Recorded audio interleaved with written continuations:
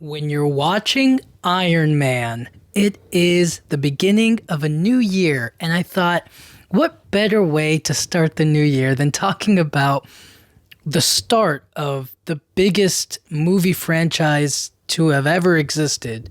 I mean, the only other movie franchise that had been popular around the early 2000s and stuff like that have been they would do Batman movies and the Harry Potter franchise. I know it was a really big deal. Those were the kind of big movies that were out at the time or in those early years. Technically you can include the Fast and Furious movies, but until that first Iron Man came out, it was kind of like there were franchises, but they weren't telling this bigger continuous story like Marvel was setting up and what Marvel eventually created with the Marvel Cinematic Universe. And so I've always wanted to talk about these movies, but I always felt like, man, it's kind of hard to, and I think I've talked about maybe one or two here on the channel. I don't remember on this podcast. I don't remember which ones exactly I've talked about or watched or have given my thoughts on, but I'll probably come back and revisit those and give deeper thoughts into it and after maybe a couple more rewatches. But long story short, this movie was, I remember going to see it in theaters. I was probably 8 years old.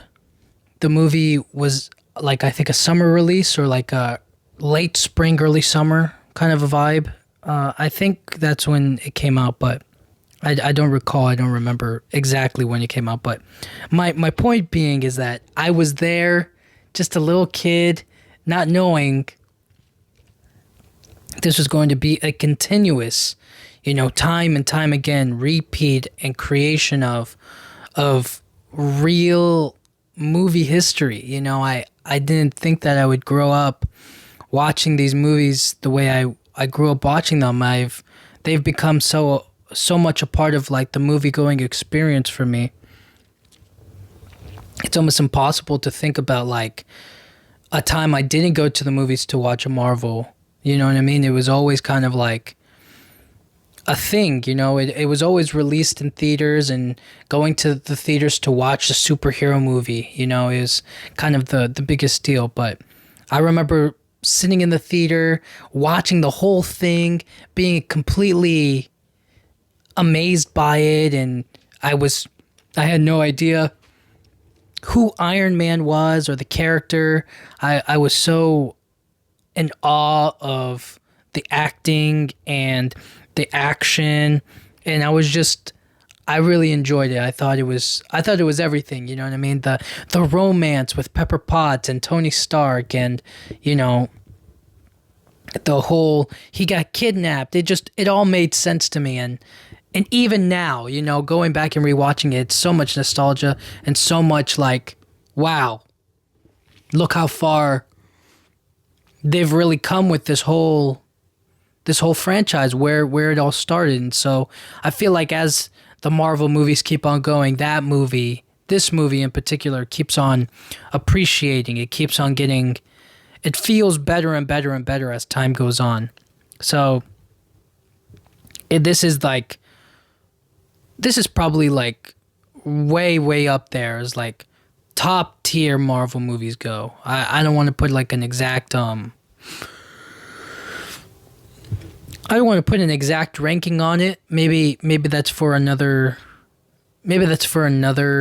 episode of the podcast. Maybe after I give all my thoughts on all of them and I kind of really think about it, I'll do that. But this movie is definitely way up there. I can't stop thinking about how that movie could have made or break what the future of Marvel movies was going to become. It's so great to think about it in that way. And so much credit goes to Robert Downey Jr. I mean, his you can't possibly understand the incredible story that is Robert Downey Jr., the incredible comeback and the way that he was able to be the perfect man at the perfect time and do the right thing, I think is remarkable. I think he is essentially created this whole thing, and it's just, there's such a thing as like, destiny or whatever out there. I mean, it feels like he hit the target perfect, straight in the middle, and it's literally impossible to think of anybody else in that role as Tony Stark, as Iron Man. He is everything that character is supposed to be. It's awesome. His acting in this movie is probably some of his finest work up to that point. As these movies keep on going, I think his portrayal of Iron Man keeps on growing and changing and evolving, and I think that's a really good thing for Tony Stark, for the character. But in this movie in particular, we're introduced to him. We see what his life is like, what he eventually changes and becomes and turns into. I think it's such a powerful and dynamic story that it's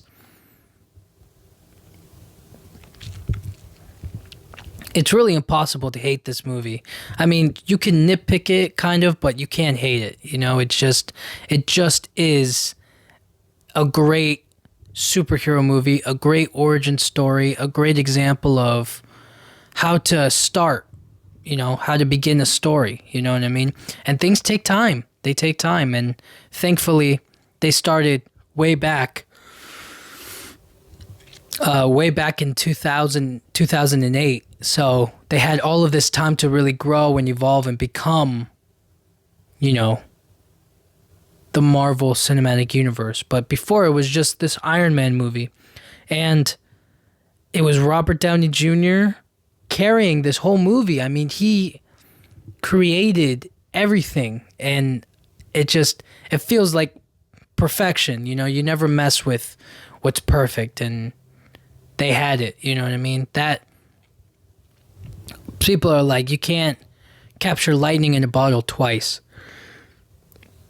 But they caught lightning in a bottle with Robert Downey Jr. and they held on to that lightning in a bottle. They somehow, time and time again, kept on bringing him back, and they kept on getting it right over and over and over again. So very amazing to see that. Anyways, Gwyneth Paltrow plays Pepper Potts in this movie. I think she's also fantastic. I think as far as, longevity and like in terms of like being a companion to Tony Stark, or somebody he can play off of or he can grow with, right? Like throughout the movies, we see him grow in his relationship with Pepper, but we also see that like this is how it begins. This is the start of what will be, a beautiful relationship. But right now we're kind of in the, the beginning phases. We gotta get that first. How do they know each other? How do they come to be with one another? And where is that initial spark that it becomes a very large flame? And Gwyneth Paltrow was in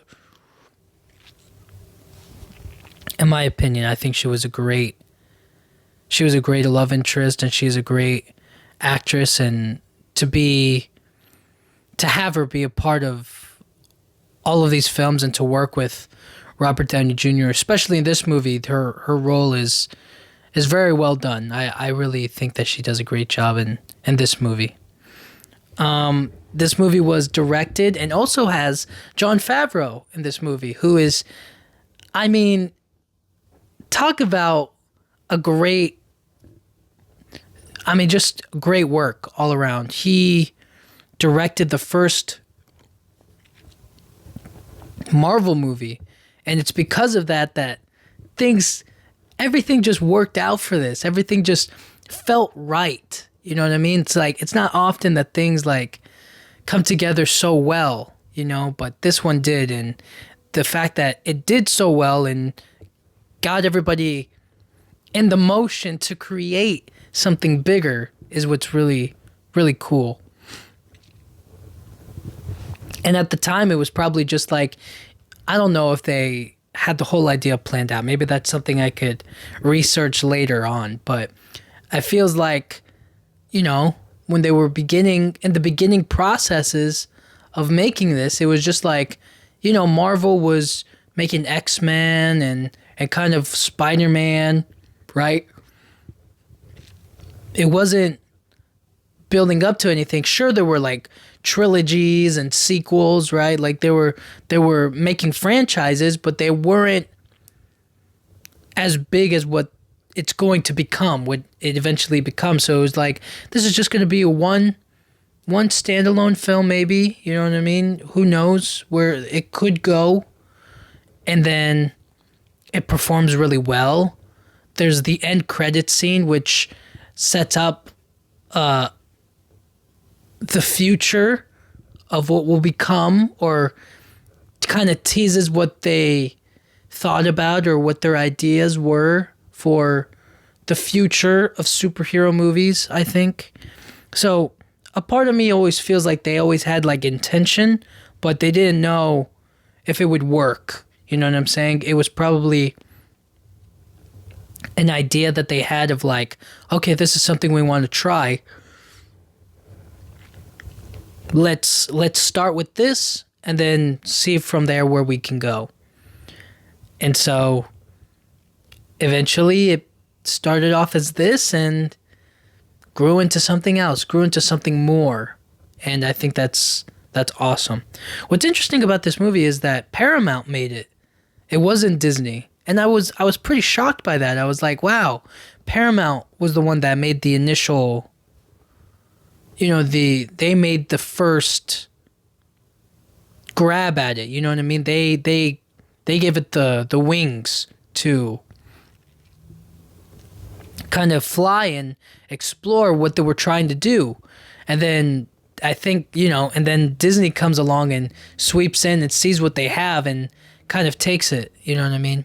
Which I think is, I mean, it's not right or wrong, right? It's just a matter of like, okay, this is what we want to do, and this is the studio that's willing to help us out. And from then, it just becomes a better partnership.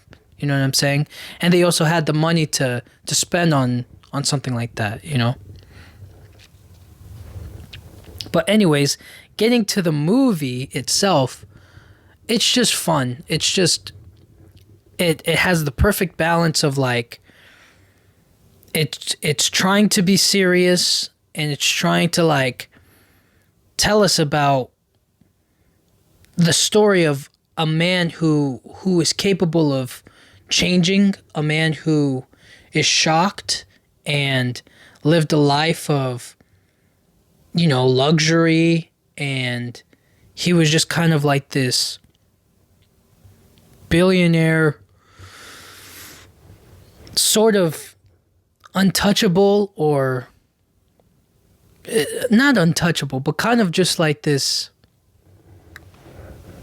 He was profiting off of war, you know what I mean? Selling weapons, and then how does that relate into the real world, you know what I'm saying?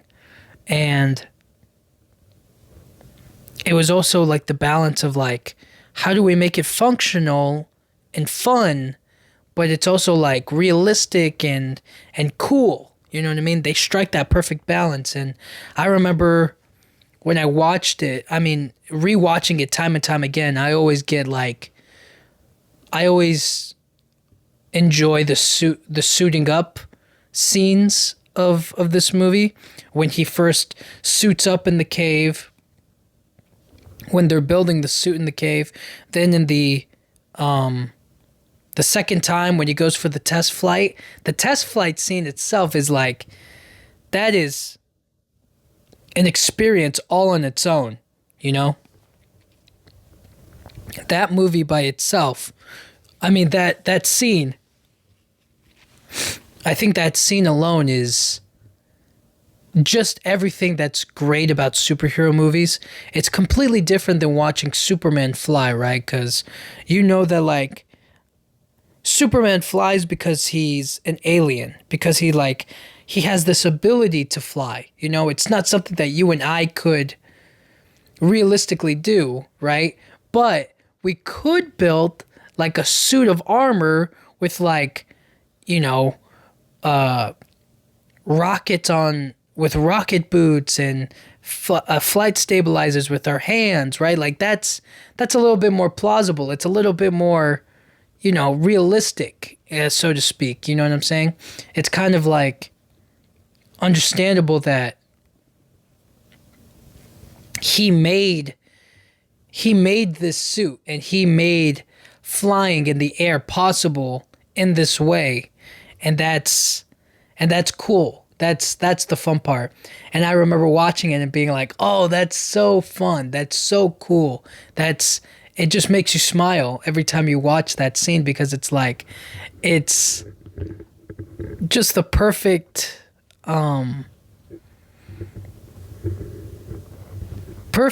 moment of like, oh, this is my superpower. This is something that I created, and it's something that I control, and something that I can do and have fun with, and fly in the sky and shoot rockets and guns and anything else that I want to do. You know what I mean? It's really cool, and it's really fun. And he's like testing out how high he can go into the sky or into the atmosphere or whatnot, and it freezes, and he's like, oh snap, he starts falling, the power goes out, he's not, getting any information from Jarvis, and you just see him falling in the sky, and he's like, I gotta break the ice, and then he breaks the ice, the system reboots, it comes back online, and at the last second he blasts back into the sky. And he almost hits some cars on the road. That's how close to the ground he was. And then he flies back up, and he goes back home, and everything's A-okay. You know what I'm saying? Like, that's the cool part of all of it. The suiting up part is the most fun. And then he suits up, I think, 2 more times. You know what I mean? He does the next one, I think, is like he does he just does the paint job for the first time with the red and the gold, the hot rod red and the gold look to it, and he gets up into the sky and he starts fighting the fighter jets that the military has with Rhodey, kind of like, what's going on, Tony? And he tells him it's him on the plane and whatnot. And then he like fights the fighter jets. And then for the last time, when he fights Obadiah Stane, who is great in this movie as well. I thought that in terms of villains, right, I feel like he was particularly good. I thought he did a great job. Jeff Bridges, I think, plays the guy. I could be mistaken, but I felt like he did an amazing job being a villain in this movie, kind of being the one to oppose,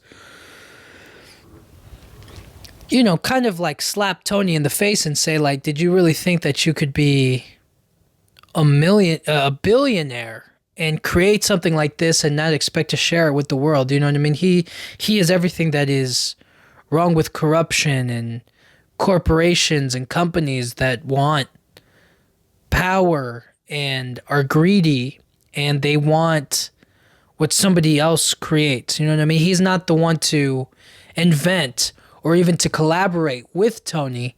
He wants it all for himself. And that's the awful part of it all. And that's too many people are like that, you know what I'm saying? So I thought he did an amazing job, a fantastic job with it. In terms of like origin stories, this one is as perfect as it gets. You know what I mean? This one just checks all the boxes that you want. You know what I mean? And also leaves some space for room to explore and figure things out, to learn what could happen, what more we could learn from a sequel or another movie and another movie. You know what I mean? How can we see more into a glimpse into his past and then into his future, and how that affects who he is now, and how will it affect his choices moving forward. You know what I'm saying? It's a great starting point. It's the perfect starting point. And because they nailed it perfectly on the head, it feels like, there was no, they had so much space and so much room to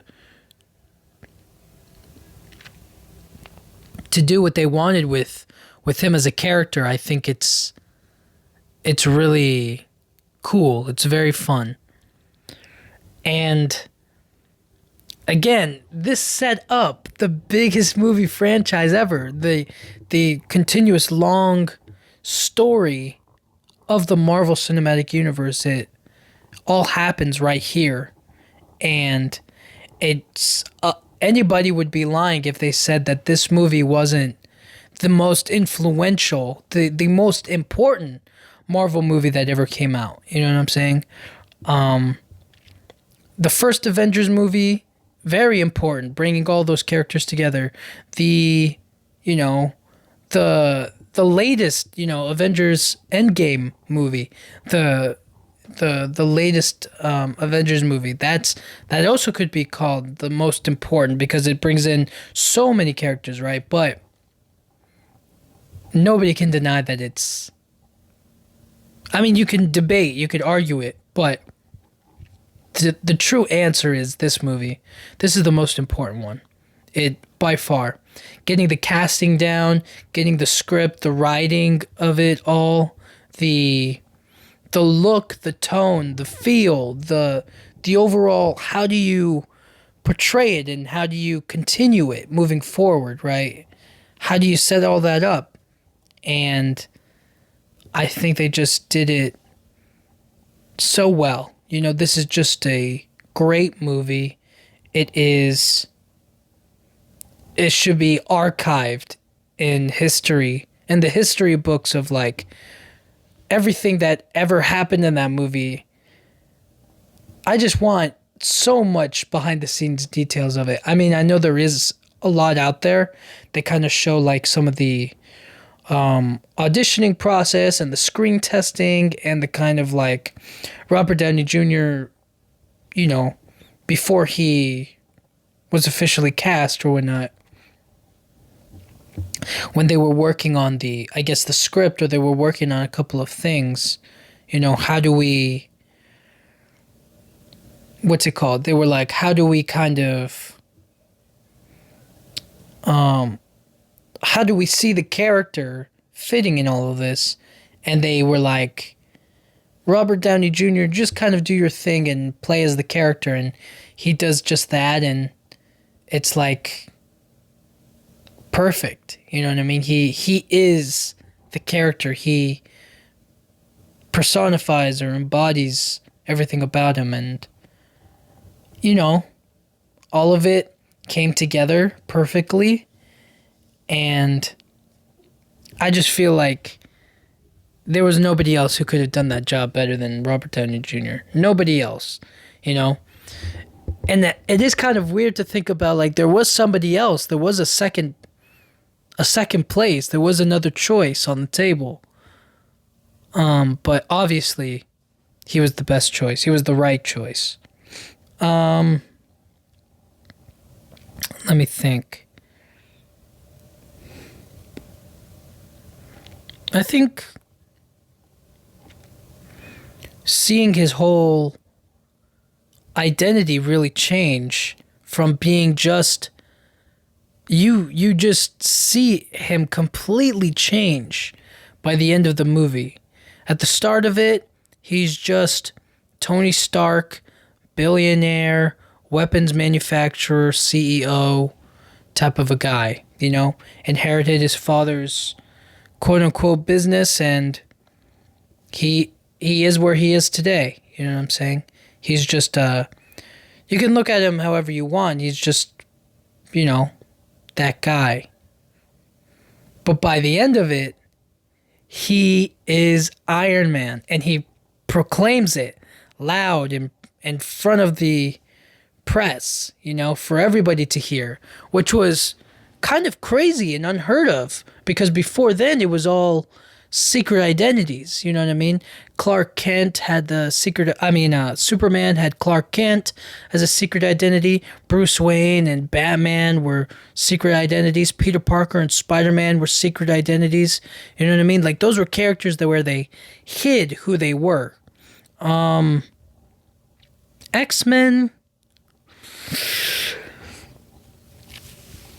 not so much. It's not so much hiding their identities. It's just about like they're mutants and they're discriminated against or hide from the world because nobody accepts them because of their powers or whatnot.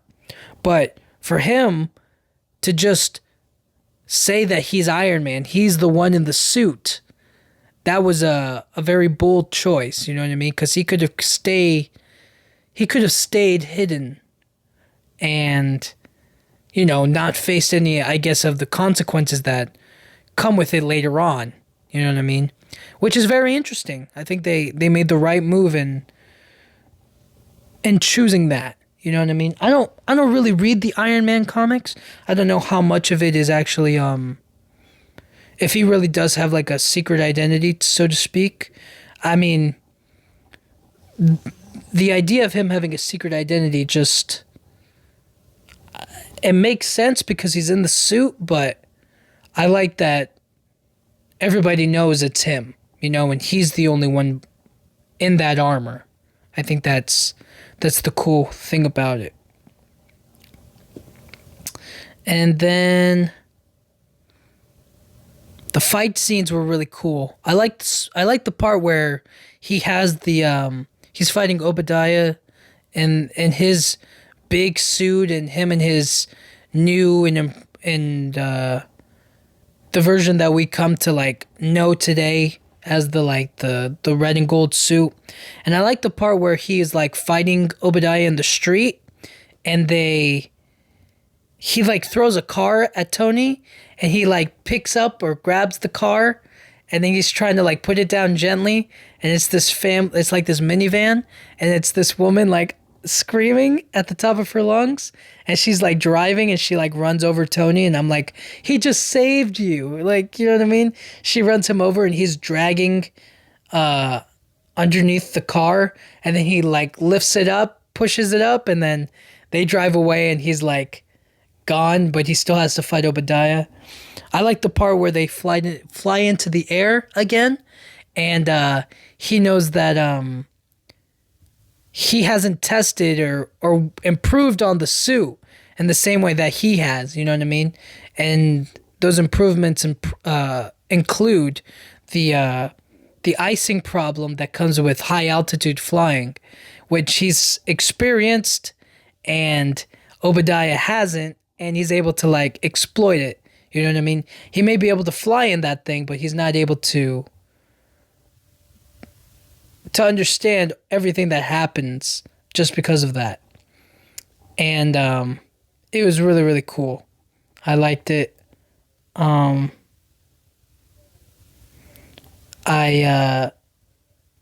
really like the connection between his arc reactor and the little engraving that Pepper Potts put on it. You know what I mean? Proof that Tony Stark has a heart. I thought that was really sweet. Just for this movie alone, not even for what comes later. You know what I'm saying?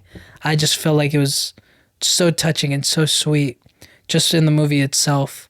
I like the little robot that like keeps on spraying him with the fire extinguisher, and how he was like, ah, you know what I mean? I felt like that was really funny improv working with those robots.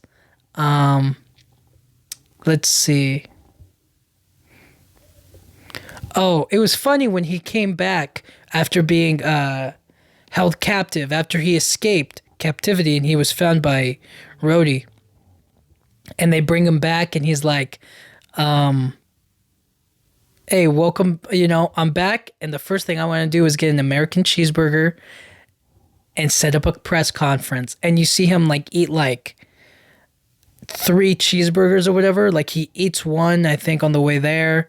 He eats one like right in front of everybody, and then a third one in front of everybody. I don't know. It was just really fun to see that. It was really fun to notice, that as soon as he comes back, he's like, I want an American cheeseburger and I want a press conference. I thought that was really, to this day, I think I still do that whenever I like come back from a visit or whatever. I'll always say to myself, like, I want an American cheeseburger and I want to, relax or take it easy or whatever. You know what I'm saying? Like, that's just a funny thing for me. And then finally, I think I'll talk about this, the end credits scene the end credits scene of all end credits scenes. Like, I think this is the end credits scene. Nobody else had end credits scenes. It was just the credits roll and that's it. Nobody stuck around because it wasn't a thing anymore. So this end credits scene just sets up the rest of what's to come. They got Samuel L. Jackson to play Nick Fury. He comes into Iron Man's home and tells him, I want to talk to you about the Avengers Initiative. And boom, history was made. I mean, I can't say that I was there to witness it. You know what I mean? As soon as they played the Iron Man song at the end of the movie, I feel like I sat through that and then I went home. I didn't know there was an end credit scene. You know what I mean? Nobody told me. But I just remember the movie ended and it goes like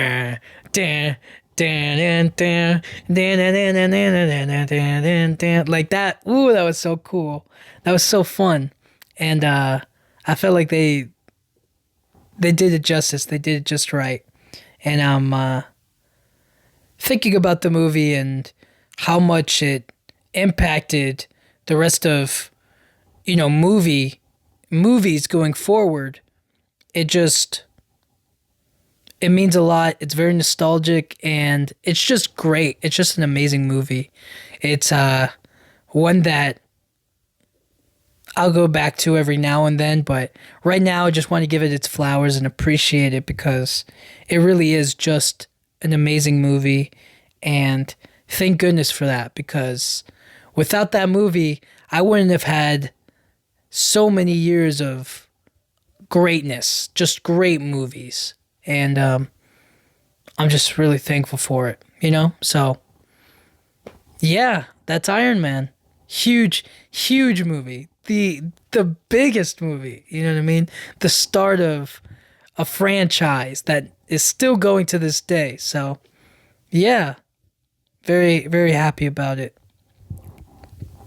Definitely, I'll rank it some other time, but as of right now, that movie is definitely at the top. You can't go wrong with that movie. So anyways, guys, thank you so much for listening. I'll talk to you guys all next time. Thank you.